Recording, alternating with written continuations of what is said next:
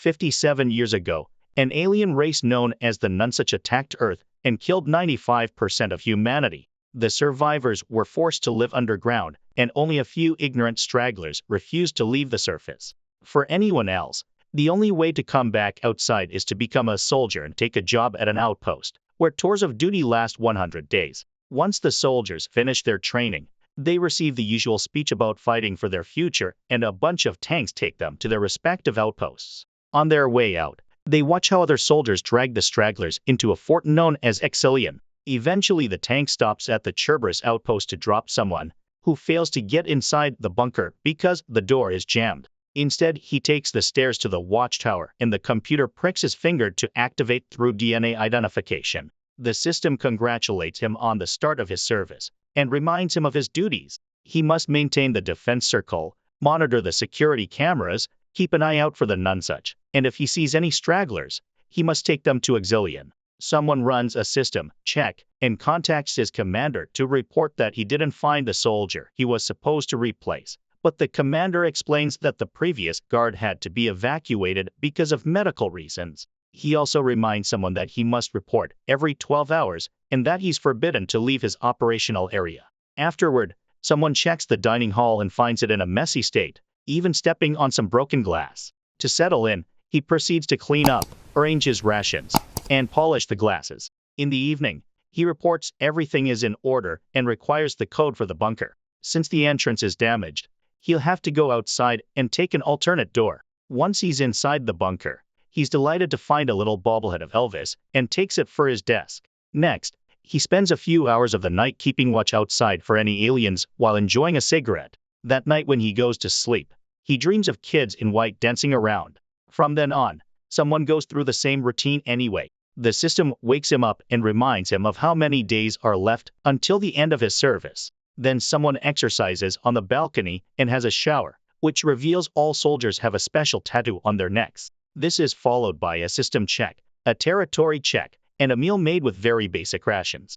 During his first meal, he sees a shadow passing by and discovers there's a rat in the building, but it hides as soon as he comes closer. In the evenings, someone does his daily report and receives a new bunker code, but he doesn't mention the rat. Every night he also keeps dreaming about the dancing children. Days start to pass and someone always goes through the same routine, which combined with the loneliness is starting to take its toll on him.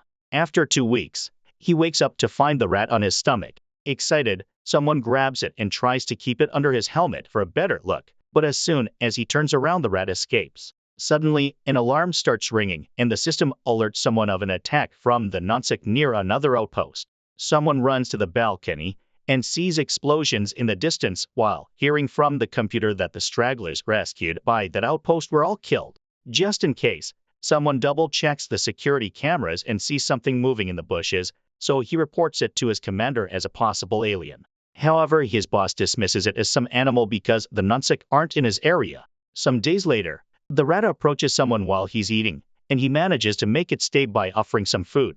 Now the rat has become his companion, so someone names it Doc. That day, an alarm alerts him of a malfunction in one of the cameras, and someone has to go outside to do technical maintenance. He's always keeping an eye on his surroundings, and every animal noise he hears gets on his nerves. When he finds the camera, he fixes it quickly, but before he can leave, he hears a weird noise, and when he looks around, he finds a tree covered with scratches. He decides to keep going, and on another tree, he discovers a dead bird holding the tags of VAC 7. Which is the name of the soldier he replaced. At that moment, the system alerts him of toxic emissions in the area, so he puts a filter on his helmet and continues, avoiding the strange green smoke. However, he stops when he sees an unusual moss on a tree, and out of curiosity, he takes off his helmet to taste it. When he returns to the outpost, he reports everything he saw, but his concerns are dismissed. The commander assures him that VAC 7 is recovering in Exilion and blames the dead bird on a crazy straggler because the Nunsuch don't attack animals. After hanging up, he slips a knife between his arm and his device brace just to feel something. A few days later, he goes out on another territory check and hears the alarm for toxic emissions. As the green smoke fills the area, he discovers another dead bird on a tree and hears those strange noises again. He turns around, shocked to find a strange creature, and tries to chase it, but the monster simply disappears. Afterward, He tries to report the incident, but since the defense ring is intact, the commander assumes it was some kind of animal. Growing suspicious, he searches the bunker for clues and is surprised to find a bloodstain on the wall behind some furniture. He brings over a stool, and by testing the angle of his gun, he confirms that VAX 7 probably self-deleted. Desperate for answers, he tries to access the security recordings, but the system denies him access. Next, he breaks into VAX 7's locker, and among his belongings, he finds an old radio and a sketchbook. The drawings show some refugees, the birds in the forest, Doc, and his outpost connecting to the neighboring post called Graham. Sadly, he doesn't understand the meaning. Weeks pass, and he can't stop thinking about the drawing, so he takes it with him during his next territory check and tries to visit Graham. However, he discovers he can't cross the perimeter because an implant in his leg causes pain as soon as he steps outside the ring. Undeterred, he climbs a tree, waving his hand and reflecting sunlight on VAX 7's tag to get the attention of Graham's soldier, but nothing happens. When he returns to his outpost, he decides to check the recordings of his own work, but the computer fails, and most screens go out. At that moment, he sees himself on camera with something standing behind him, but when he turns around, the power goes out. His brace indicates there are no intrusions, but he still looks around with a flashlight and rushes out to find the creature. He shoots a flare for more visibility, but only finds baby birds. The power comes back in the outpost, so he rushes back to report the malfunction and the presence of the creature. The commander doesn't believe anything could have crossed the ring without an alarm because the rings have their own power supply and promises to send a technician soon to check the system.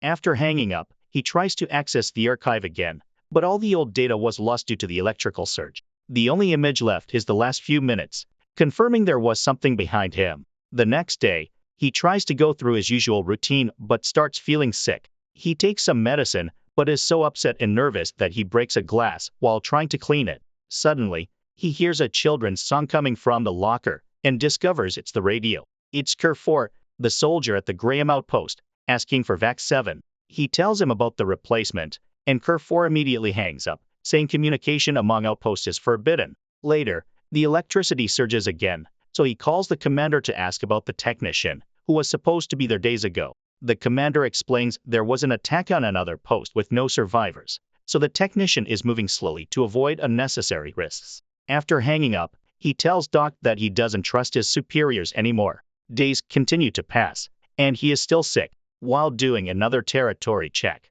he sees something moving inside some ruins and follows it to discover Mother with her child. He tries to appear friendly and offers his help to reach shelter, but the woman is too scared and runs away with the child. He immediately tries to follow them, but steps on the ring limits, causing the leg implant to stop him. He goes back and hears about an attack on another outpost. Tired and frustrated, he ignores the voice and confides in Doc about his dreams. It turns out that nobody dreams anymore, and those who do are considered crazy, so he hadn't told anyone until now because Doc is the only one he trusts. In the evening, he tries using the radio to contact Kerr again, but receives no response. He decides to enter the forest at night for a change, and when he comes across a deer, he shoots it. Its antlers get stuck on a tree, and he proceeds to eat the animal raw, proving he's slowly losing his mind. In the morning, he shoots some cans for fun and climbs a tree to try using the radio again. Kerr continues to ignore him, making him so angry that he starts yelling. On his way back, he stops when he sees a flower, which is a rare sight. At that moment, the alarm announces incoming toxic emissions, and because he isn't wearing his helmet, he falls as he begins to feel sick. In the distance, he notices a bunch of destroyed trees and the creature appearing again, but then he passes out. He wakes up the next morning feeling extremely dizzy and sends a message through the radio, telling Kerr that the Nunsuch have infiltrated his area, and they may have captured VAX 7. Afterward, he returns to the outpost and waits for the days to pass while sketching in the notebook and talking to Doc. He doesn't go out anymore because he prefers the safety of the outpost. When there are only 14 days left, an alarm suddenly starts ringing, but it turns out to be the technician, Mac, who confirms he was delayed because of the attack on the other outpost. He saw the destruction of the building but not the victims, claiming the cleaners had already taken care of everything when he passed by. When Mac sits at the computer, he recognizes the Elvis bobblehead in the sketchbook. It turns out he's been here before and thinks VAX 7 was very unstable. He shows Mac the recording of the creature behind him, but Mac says it's just a system glitch that overlaps images. Next, Mac checks the system and notices that the cameras in the defense ring are down, which doesn't make sense because he just recharged them. They proceed to do a system check, and while they work, Doc climbs on the desk. When Mac sees it, he shoves it away, sending it flying. Upset, he rushes after it and talks to it until Doc opens its eyes, proving it's still alive while Mac judges him for it, saying he's as crazy as Vac 7. Furious, he aims his gun at Mac and demands he unlock the archive video recordings, which is against the rules. Mac refuses, not believing he will dare to kill him, but he proves him wrong by hitting him twice. Truly scared now, Mac apologizes to Doc and tries to access the archive, successfully bypassing the firewall. However, they still need 2 personal codes to access it, a leftover from the days when there were 6 guards per outpost. He refuses to let Mac go, so Mac stabs him with a screwdriver and a fight ensues.